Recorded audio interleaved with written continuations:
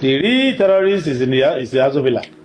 The headquarters of Boko Haram is the same address of Tinubu. So if you post a letter to Tinubu, if it doesn't come out on time, Boko Haram will collect the letter and read it and pass it to him. They live together, they work together, they plan together, and they share together. These are widows of recent attack that was carried out by terrorist elements who came and operate under the guise of Fulani militants at Atasho village of Fan district in Barikiladi local government of Plateau State, Nigeria. And these are people, these are just a few that were able to come. Others could not even gather the gut and the momentum to be able to be featured here because of the traumatic situation they found themselves in. These are the only few that were able to gather courage to come and be prayed for by the team of Jos City Crusade that is ongoing on the plateau.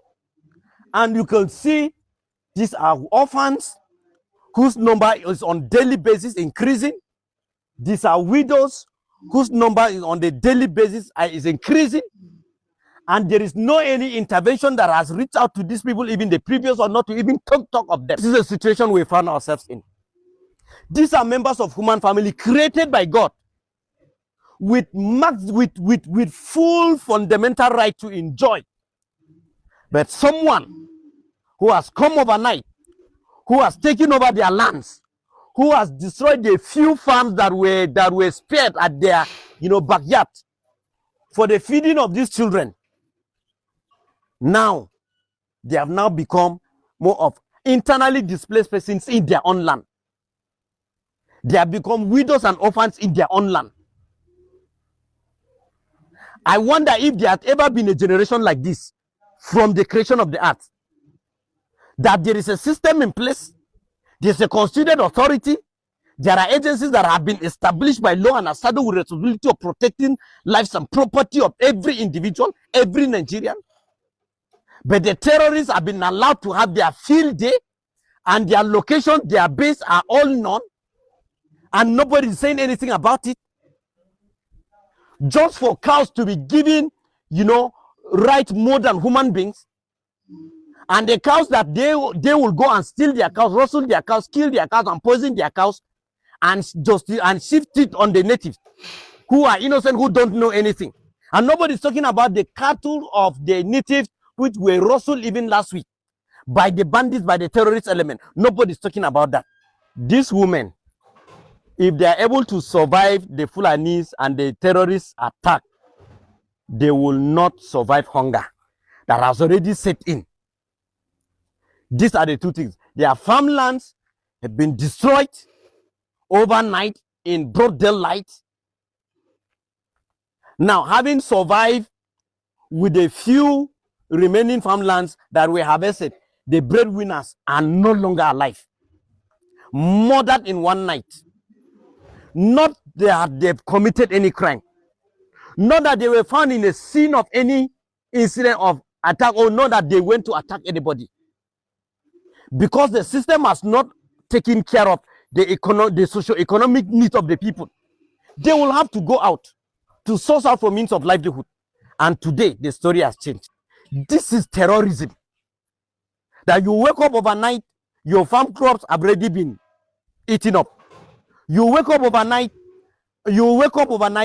and you hear the whole community has been overrun by one particular tribe that has held Nigeria into ransom. Terrorism is there, banditry is there, kidnapping is there, and what have you, raping and defilement of women and young children is also there. If it is a headers farmers clash, why were 4 children killed in Dorong? Minors were killed by headers. If it were, this now justify that this is a headers farmers clash. If it is a headers farmers clash, why were 86 people killed in 2018 in Ngar village in broad daylight in the presence of the security agents, even dispossessing a security man of his rifle, and nobody is saying anything? If it's a headers farmers clash, why are villages and communities being taken over and overrun by terrorist elements who come in the operation, who come under the guise of Fulani headsmen. And nobody's doing anything. If it's a clash, why are the two parties not coming on, to the dialogue table and settle? Who then owns the land? Who owns the cows? Even the few natives that are rearing cows are not also spared. That's why in last week, before this particular pogrom was meted around these people, cattle belongs to Dazi here at Nding Sisut, a native community, were rustled by the bandits. We've not heard of any arrest. We've not heard of any effort tracing and trailing the people that perpetrated that. But whenever they have already concluded their plans to unleash terror on the native inhabitants, they will always frame up false allegations that the people had poisoned their cows. And then, unfortunately, that youth leaders of communities that are near the Fulani settlement are then arrested and detained by Nigeria military unjustly. And then today, 12 people were buried day before yesterday. We've not heard of any arrest. We've not heard of any investigation ongoing. No. This is an outright collusion as far as this conspiracy of silence we are seeing on the part of security agents. Fulani also farm crops. And we've never had a day where the Fulanis will go and mischievously graze on their fellow Fulani farmland. If that had happened elsewhere or had ever happened on the plateau, then we will now say it is a header farmers clash. Why is there no clash between the Fulanis who rear cows and the Fulani who cultivate the lands that have been grabbed? Why have there not been a clash between the natives who own cows, who have cows, and the natives that are into crop farming? It is a ploy that was coined. It is a term that was coined by the merchants and the sponsors of this terrorism to justify and to give the Fulani a leeway of unleashing terror on the natives so that the world will be misinformed and misled as to the rationale behind this, attacks and killing. This is so horror. Nigeria is becoming so scaring every day. Is Nigeria government not ashamed of themselves? Is APC government, are they not ashamed of themselves? Look at what Nigeria is known for. Terrorism, banditry, kidnapping. Nigeria has become a bad market. It's a bad market that nobody would like to buy it or even to patronize it. Look at these bandits. They are carrying these activities every day because they are being sponsored. If they are not being sponsored, they will not do it. How are they getting their arms? They are being sponsored heavily. It's very sad Nigerians are facing this calamity. Anyways, let's listen to Minister of Information, because there is what he said. In his statements, he stated some rules. So after saying all those things, Gumi, the spokesperson to bandits, proved to him that his rules cannot be effective. Please, let's listen to him. Let me clear about what this means. That henceforth, any armed group that kidnaps our children, that attacks our farmers, that terrorizes our communities, is officially classified and will be dealt with as a terrorist organization, any individual or any group. This is the declaration that Mr. President has made. Now, the era of ambiguous nomenclature is over. If you terrorize our people, whether you are a group or you are an individual, you are a terrorist and you'll be classified as such. There is no any name hiding under this again. Yeah, Gumi said that no way. That you cannot do them anything. That these bandits, they are going nowhere. That they are our neighbors. That they are not our enemies. That we should make them our friends. Oh God. Just listen to Gumi. They are going nowhere. They are part of us and we are part of them. We must live with them. You can't drive them away and they can't drive us away. They are our neighbors, so we should never allow them to be our enemies. And if by any mistakes, by our actions, we have turned them into enemies, then we are finished. because our real enemy will use them against us. As your real enemy will use your neighbor against you, and nobody knows your secret more than your neighbor. He knows when you come back and when you go out. So we should never allow herdsmen to be our enemies. So they are on this revenge mission now, wherever it is. They are massacred in Anambra, they are massacred in Oyo, they are massacred in North Central, they are massacred everywhere. They respect now no religion, they respect no ethnicity. What they want is we must live, or we all live together, or nobody lives. Gumi, spokesperson to bandits, tell your people to leave Nigerians alone. Tell your people to leave Nigerians alone. The people that are having this business, they are transacting business with, they're in a government headquarters. Tell your people to stop attacking the poor communities. Tell your people to stop wasting the innocent souls who does not have any business with them. The people that are having business with it, they're in Abuja. They should go to Abuja. They should go there and meet their partnerships. My people, despite what Nigerians are passing through, there is still some people who are so fearless to always speak the truth. This man I'm going to bring to you now, if you listen to him, the way he analyzed what is going on in this country, oh my God, is very interesting. Let's listen to him. The real terrorist is the Azo Villa. The headquarters of Boko Haram is the same address of Tinubu. So if you post a letter to Tinubu, if it doesn't come out on time, Boko Haram will collect the letter and read it and pass it to him. They live together, they work together, they plan together, and they share together.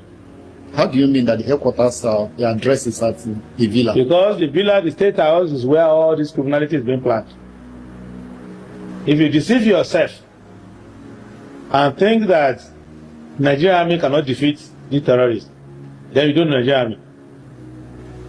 Try and whistle at the wife of a general, and you see how the entire barrack will descend on you. Try and a home minister of FCT could not collect one plot of land. You saw how that Navy captain stood his ground there, telling Wike, yes, you are not coming here. Imagine if every captain stood their ground and said terrorists not entering Nigeria like that. If the armed forces strong enough to stop a minister who is representing the president from misbehaving on the land that he has interest, say, I have my orders. So are you telling me if the president of Nigeria gives an order that the whole of Lagos State should be evacuated, the army in Lagos will evacuate everybody? If they give an order that the whole of Kano State should be evacuated, the army has enough capacity to evacuate the whole state. The president made a proclamation, and the entire government house was forcibly evacuated in one day. So you are telling me that the president wants to end this thing, he will not end it, but their political money is tied to it. And if you think maybe because I don't like them, which I don't pretend about that, go and read the EFCC reports on what Jonathan did with the money he borrowed in the name of fighting Boko Haram. You are a journalist, you saw the trials, you saw the investigation. Who was collecting the money? The money was shared to politicians, girlfriends, contractors, or let's say we're even a nation of cripples. That sometimes in the past there was no proper polio vaccination. A majority of Nigerians are crippled, we have no leg. We have enough resources to hire machinery to kill Boko Haram and terrorists and bandits. Wow, this is so impressive. It's a very good eye-opener. My people, there is another one coming up. A header with AK-4. Moving around comfortable with his AK-4 and his cows without no fear. Just see it. A video that has sparked public fear and outrage shows a herder openly wielding a gun in broad daylight while leading a herd of cattle. The incident reportedly took place in Dawanu. Well, let's take a look.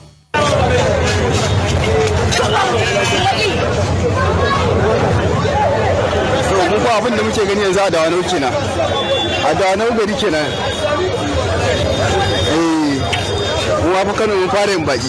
All right, that was a very short clip of that man. I'm sure you saw that man, Ayo, wielding that gun. And you know, we haven't heard from the governor of the state, Abba Yusuf, on this incident, or the Kano State Police Command on whether this individual has been apprehended. Users on social media have expressed concern over public safety, given, you know, the business and the surrounding area, and, you know, also questioning the fact that, you know, this man, does he have a right to carry a gun? And that is the question. Does he have the right to carry a gun moving around freely like that? Does he have that right? My people, please kindly subscribe to the channel, share, like, comment. I love you all. See you in next episode. Bye.